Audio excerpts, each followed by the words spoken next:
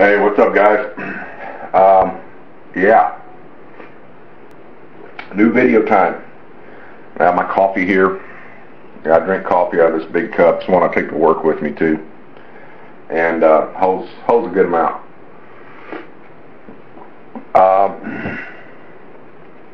Got something new for you guys today.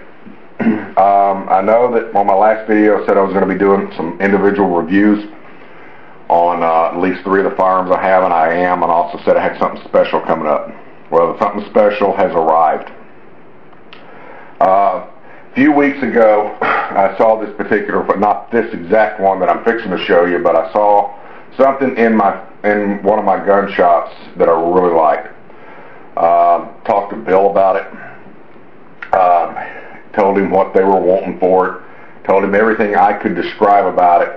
And he said he thought it was a good deal. Talked to Pete about it. He seemed to like it. He thought it was a cool, something good to get. And then I went to another one of my main shops a few days later, which is the one where I buy most of my firearms at, and they had the exact same pistol for a lot less. And I went over this sucker with a fine-tooth comb. I had some people that I know that know about this type of firearm very well look at it, and every one of them said this is an awesome deal, you ought to buy it. And I don't like used guns. I just don't like to buy them, because unless I'm buying them from somebody I know, because you never know where they've been or what they've been to, and you can look them over and all that, but I mean, there's just that mystique. It's used, but there is an exception to the rule, and it's this type of firearm. And now screw it, I've had y'all wait long enough. Here you go. Make sure that's in frame good. There it is. That is a Ruger Vaquero. Now this one has the 5.5-inch barrel. This particular firearm also comes with a 7.5-inch barrel and I believe 4 5/8 inch or 4 1/4. And for a while, I think back in the late 90s, they made one with like a 3 1/4 or something called a sheriff's model, if I'm not mistaken, but that was a limited run. This is the new generation, or the new Vaquero, which means it does have a transfer bar in it, so that you can load up all 6 cylinders and not have the hammer rest on a loaded round. One of the things about Old West guns and stuff, and you know, you watch these movies of the Old West, transfer bars wasn't in case in the 1980s, or in the 1800s, excuse me, and that I'm aware of. If I'm wrong about that, guys, correct me, but I don't believe they had such a thing, and they would carry a firearm with one round, with one chamber empty, so they wouldn't rest the hammer on a loaded firearm, because on a firearm without a transfer bar, God, I can't speak this morning, wake up, get some more coffee. Without a transfer bar in it, the hammer itself acts as the firing pin. This one doesn't. This one is chopped off here. It's flat, and you can't see it on camera, but there is a transfer bar. That's this right here. The hammer comes down, hits this, which hits the firing pin, which in turn strikes the round that's in the chamber. On ones without a transfer bar, this actually has a spur on it that acts as the firing pin. Now, for all the Sakey Sallies out there, it is unloaded.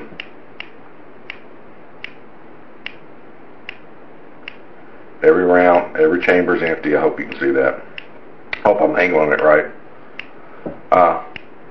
But it sounds great, and it's just in fantastic shape.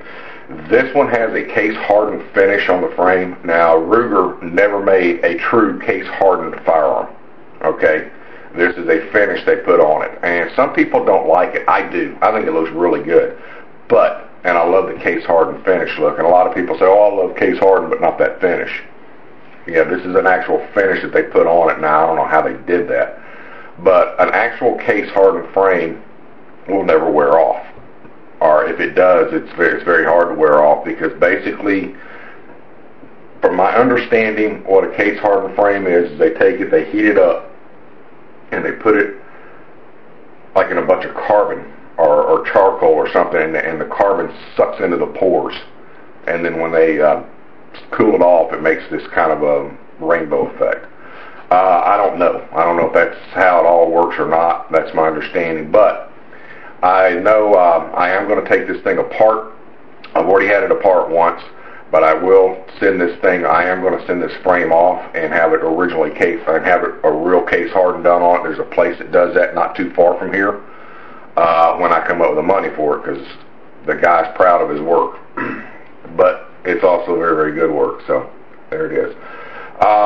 This is all original as it came, and it's in exceptional shape. I have gone through this thing with a fine-tooth comb. The only marks on it are around the cylinder where it is turned, and it's normal wear marked. There's not any other scratches on it. There's no other marks anywhere that I can find on it. It's in exceptional shape. The action is smooth. It's crisp. I mean, it's a beautiful piece. And it is a cowboy gun, and I love cowboy guns. I am not a huge revolver guy. Guys like Bill love revolvers, and I know Bill, quit touching yourself. I know you're touching yourself right now, so stop it. I love cowboy guns. I always have. And I've always wanted a single action army, and now I got one. Now, this one, being it is the new Vaquero, it is closer to the size of the original Colt single action army than the original. The original Vaquero came out in 1993, and it was a little bit bigger. Did not have a transfer bar, and then these came out in 2005, and they're closer to the size. It's pretty heavy. It's probably 2 pounds, maybe a little bit more than 2 pounds, unloaded. This is in 45 long Colt, so it ought to have a heck of a punch. There's the business end of it. And I think it is a beautiful, beautiful piece. Now, this is not anything I'm going to carry. Probably won't use it for home defense in as much, but I mean, it will be loaded, but as a general rule. But this is something for me to have and to shoot and just to have fun with. As Pete says, sit there, watch a movie, drink some coffee or drink a beer, which I'll drink coffee, and play with your gun. And stop it. Quit being disgusting out there. Your firearm. Now I don't have an overly large hand. I mean, I don't have a little hand, but for somebody with a small hand, this would be fairly easy to grip, I think. The hammer up here has a lot of serrations on it, so it's easy to pull. The pull action is very, very light. It's light to pull the hammer. The trigger pull is extremely light and crisp. There's no creep to it. So if you had a small hand, I don't think you'd have a problem with it. I don't. I have a little bit large. I mean, I don't have a large hand. I'm better than average. So I'm bigger than average, in more than one way. Stop it. This is just I think it is a beautiful gun. I'm not going to tell you what I paid for it because it doesn't matter. I just got a heck of a good deal on it. New, this gun runs around $500 here. Between $500 and $550, and I didn't pay anywhere near that, so we'll leave it at that. Like I said, it's in excellent shape. The only marks on it are right here where the cylinder turns against the lock down there. Looks like it's normal wear. It's just it's a beautiful piece. It was well kept. Whoever had it, they didn't clean it very well because I cleaned the shit out of it. And there's a lot to clean in a freaking revolver. I didn't know. So there you go. You live and learn. But anyway, that's it. That's my cowboy gun that I have. It is in 45 long Colt. It is a Ruger Vaquero, and it has a case hardened finish. So anyway, that's it, guys. That's my new one. Once I take it out and shoot it, I'll give you a shooting video of it. As a matter of fact, I may try to actually do some film with shooting this one. If we can get out there where we did Pete's stress relief video. If we can go out there and do that, we may do that one day here in a week or two. But if not, hopefully we can get some video of it being shot. I'll give you a report on it after I shoot it anyway. Now I will tell you this. The few times that I've ever shot a revolver in my life, I couldn't hit the broadside of a barn with, because there's a different way to aim these things, and I'm going to have to learn how, which I will. I will learn how to do that. But we'll go from there. Anyway, that's it, guys. Shoot when you can, shoot safe. I'm done. Later.